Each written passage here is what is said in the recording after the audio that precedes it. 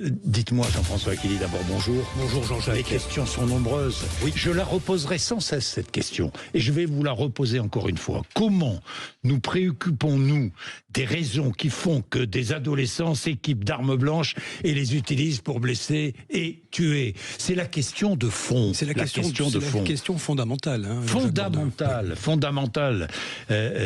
Les politiques semblent désarmés, ils n'ont pas de réponse. Ils n'ont pas de réponse aujourd'hui face à la violence des mineurs. Oui, il n'est plus possible de se voiler la face. Il faut se préoccuper de notre jeunesse. On parle de la santé mentale. Oui. Il y a l'état de notre jeunesse. Ça a été abordé par toutes sortes de personnalités, y compris le chef de l'État, notamment sur les écrans. Vous savez, les jeunes qui vivent dans un monde à part. Oui. L'adolescence a toujours été un temps de révolte, de dissociation, de différenciation avec les parents. On a tous vécu ça. Mais là, nous sommes dans un schéma particulier, Jean-Jacques Bourdin, avec une addiction aux écrans, parfois de 10 à 12 heures par jour. Alors oui, chacun y est allé de sa proposition, vous l'avez rappelé, donner des réponses coûte que coûte, hein, parce que c'est l'émotion, c'est le règne de l'émotion médiatique. Il faut répondre tout de suite à un fait divers. Alors c'était les portiques de François Bayrou et l'interdiction des réseaux sociaux pour les moins de 15 ans d'Emmanuel Macron. Pourquoi pas? Ce sont des éléments de réponse.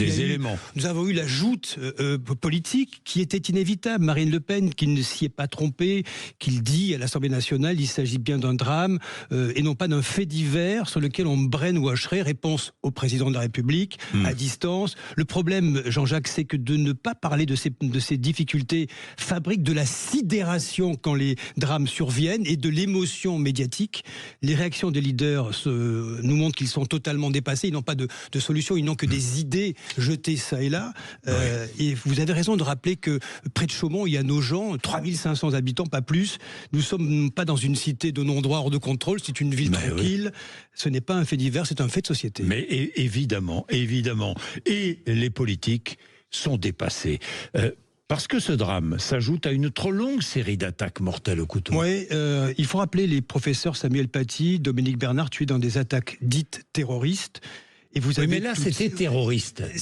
Il y avait des explications. Oui. Il y avait des réponses. Il y avait un cadre on savait pourquoi. Une grille de lecture. On savait pourquoi. Facilement identifiable. Là, on ne sait plus. Hein, et ça vaut pour Thomas à Crépol, ça vaut pour Elias à Paris, ça vaut pour Benoît à Dax.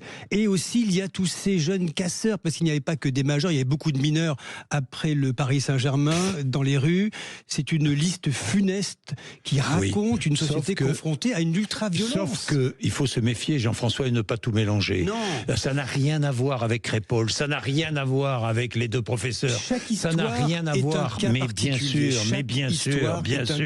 Il n'y a pas de réponse sécuritaire globale pour l'ensemble de ces faits de société. Et les premières réponses politiques vont-elles suffire? J'ai beaucoup Là, je suis profondément déçu par les politiques sur ces questions-là. Il y a des mots. Qui prend du recul? Prend du recul? François Bayrou, le Premier ministre, j'ai noté, il veut faire de cette vague qui progresse, ce fléau, un ennemi public. C'est-à-dire prendre le problème à bras-le-corps. Ce sont des mots. Ce sont des mots. Bruno Retailleau, à distance, qui a dit que les portiques, ça ne marchait pas parce que certains couteaux sont en céramique. Bruno Retailleau, je l'ai trouvé très sur la retenue. Vous savez ce qu'il dit? Il dit sommes-nous face à un cas de santé mentale? Y a-t-il autre chose? Il s'interroge, il dit, la réponse est le ministre de l'Intérieur, dont on dit qu'il est martial, droit dans ses bottes. Il explique, lui, que la réponse ne peut pas être que sécuritaire. Je vous fais une comparaison. Aux États-Unis, Jean-Jacques Bourdin, 1 à 2 millions d'incidents de criminalité ou de violence chaque année dans les écoles publiques américaines. C'est comme le narcotrafic. C'est quelque chose qui se développe. C'est déjà le cas aux États-Unis. Ce qui se passe aux États-Unis vient en France. En Europe, en France.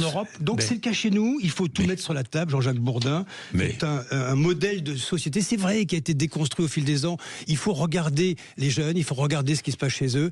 Il faut essayer de rebâtir notre modèle. En Europe, regardez ce qui s'est passé à Graz, en Autriche. 21 ans, un ancien élève, il est revenu dans son établissement, il a tiré, il a tué 10 personnes. Exactement ce qui se produit aux États-Unis. Exactement ce qui se produit aux États-Unis. Il est 7h52. Merci d'être avec nous. David Lisnard, le maire de Cannes, mais surtout et aussi le président de l'Association des maires de France, sera mon invité tout à l'heure de 8h30 à 9h.